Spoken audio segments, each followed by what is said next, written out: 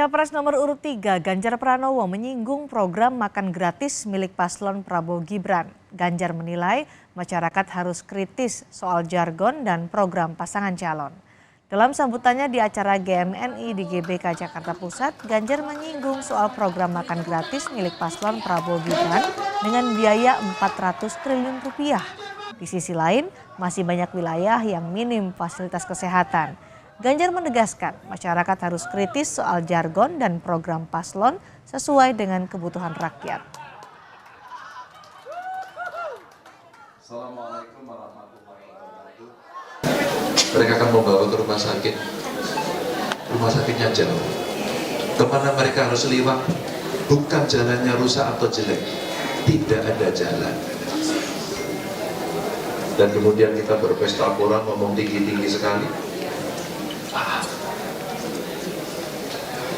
Dan kemudian 14 triliun mau digunakan untuk makan siang.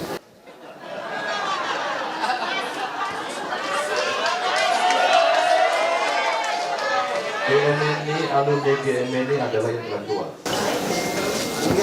intelektual. Mari kita makin kritis pada soal jargon, pada soal program, pada soal gimmick.